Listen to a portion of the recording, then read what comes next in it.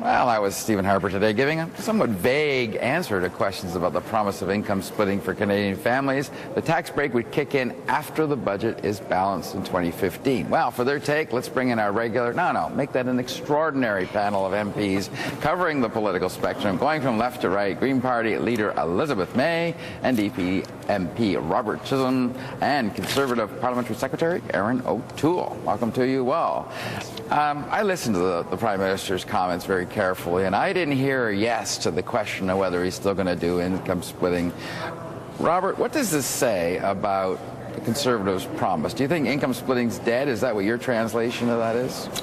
I think they're finally recognizing that it's bad public policy, that it's a policy designed to provide enormous, $3 billion in tax revenue to, the top 5% of the population. That it's not good for Canada, it's not good for the majority of Canadians who desperately need a break. And we're seeing them slug it out. It ain't pretty, but we're seeing them slug it out between politics and good policy. Okay, Elizabeth. Well, look, it's not the first time that one of the Prime Minister's short list of promises, quite famously, although we tend to forget about it now, was taxing income trusts, which was a major promise. And taxing income trusts on Halloween of 2006 really hurt a base of people who were counting on Harper to keep his word. Now, I think a case can be made. I know Robert's not going to agree with me. A case can be made for income splitting. Just because it doesn't help every Canadian family doesn't mean that it's not of use, and not just to high-income families, as long as you've got a revenue source to replace it, because we need to ensure that we're not gouging services, killing the deficit on the backs of federal retirees by doubling their health premiums. There's a lot of things that could be done better, and frankly, I think we ought to be looking at corporate tax rates, which are now the lowest in the OECD, and a $600 billion of cash sloshing around in corporate bank accounts. That could fund the promise that Stephen Harper now seems to be ready to break. Erin, is it possible this is bad policy and bad politics to do income splitting, that it doesn't help the right people and hurts all the wrong people? Well, listen, Don, since I've been elected, people constantly in my riding, seniors, talk to me about how important income splitting was for seniors on fixed incomes that hadn't seen their incomes rise. We've done a range of things to give relief to seniors and families over the last few years, even amid a tight global economy and with running deficits. We brought in specific tax measures for families with sports and music and a range of things, small but meaningful measures, recognizing costs were going up and incomes weren't chasing as much. We've taken a lot of the lowest income Canadians right off the rolls entirely. We've also cut the GST. And people, as my friends would know, the people impacted most by retail tax like that are the low income. So we've actually done a range of things.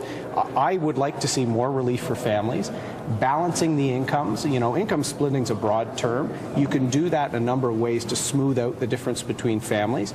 But I think it's clear we want to offer relief, but only after we balance the budget. It's a prudent approach. I love the fact we're talking about tax cuts, things these guys usually don't talk about at all, but we're only going to do it after we balance the budget. We're actually talking more about ugly politics that's going on within the Conservative Party. The choice between breaking a stupid promise and ignoring a bad policy. We hope that you do both. It is a promise it's in the books, that's actually written down as to what it's going to cost the public in terms of lost foregone tax revenue. How do you break it? How do you say you elected us on the promise of doing something at the end of the deficit elimination project and then not deliver? It must be awkward for you, isn't it? I would like to see some form of tax release for families. Income splitting would be a great way to do it. You could set parameters on it like governments have in the past. So when the Mulroney government brought in the GST, they brought in a rebate for lowest income Canadians. You could set some limits on it. People don't try and have a real talk on it, on how to do it. They just say it's bad policy. There isn't even a policy out yet. We've just got to get to balanced budget. Then we've got to get relief for families. I think income splitting could be a really good way to offer families a bit of relief after the last, 5-6 years of really challenging times. Elizabeth May, last word to you on that. Yeah, the priority is to deal with those Canadians who are really struggling the most. So we really ought to be increasing the income supports to seniors, and we ought to be talking about, isn't it time for a guaranteed livable income in this country to eliminate poverty? All of that, if that came along with income splitting and we were funding it properly, I think we'd have a much fairer society.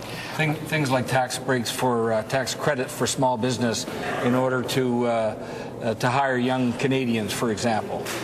You know, in other words, there's a lot better use of $3 billion than the way this government is chewing it over right now. I'm sure when Prime Minister Elizabeth May or Prime Minister Tom Mulcair gets in there, you could talk about all kinds of tax relief, but that might not happen for a moment. All right, I want to move along because there will always be room for you in my cabinet. I just want to say that now publicly before. You're forming a coalition already, Elizabeth? Yeah. All right, let's move on. You too, right? Oh, for crying out! You'll probably put me in the cabinet next. No, I'll put you in the Senate, actually. All right. Yeah. I do want to talk about the appearance by Democratic Reform Minister Pierre Poilievre at a committee today, and we do have a clip from what was a fairly vigorous discussion on this new election law.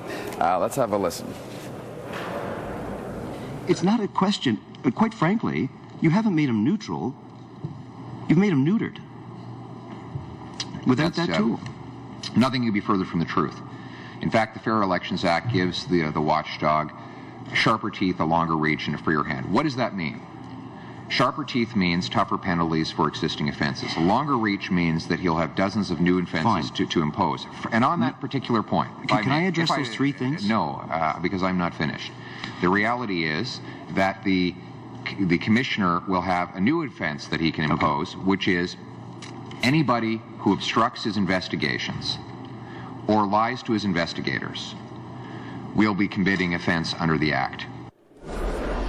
Robert Chisholm, I want to come to you on this. I'm trying to figure out what's so bad about having an elections commissioner sort of make sure the elections are fair, and then turning over to someone else to do the actual prosecution. Like, we don't have the cops do the prosecuting. They turn over the evidence to someone else and they do it. What's wrong with what the government's trying to do under the Fair Elections Act?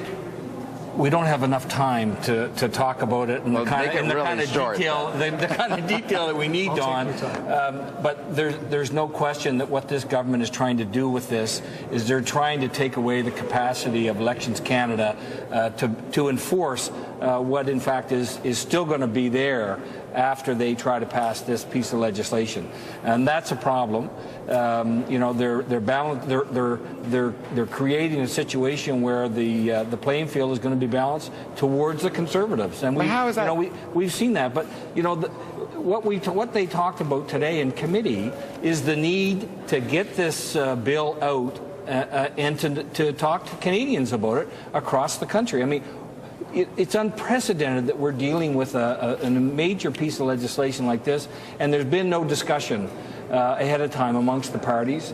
There was no consultation with Elections Canada. I mean, it's just unbelievable. It's again the audacity of these Conservatives to shove something down our throats. Yeah, the quick point. I don't mind the idea of putting the chief of the Public Prosecution's Office, having the Commissioner for Canada's elections operating out of an Office for Public Prosecution if they have the right tools. That's one part of the Act that I'm okay with, but they don't have the right tools. They haven't been given the power of subpoena. Meanwhile, Scott Sims nailed it in that clip. This is about not making the Chief Electoral Officer neutral. It's about neutering that role, saying you can't do research, you can't go out there and help Canadians get to the information that they need, you can't find out for us what it will take to increase the voting among particularly those groups of people that aren't voting.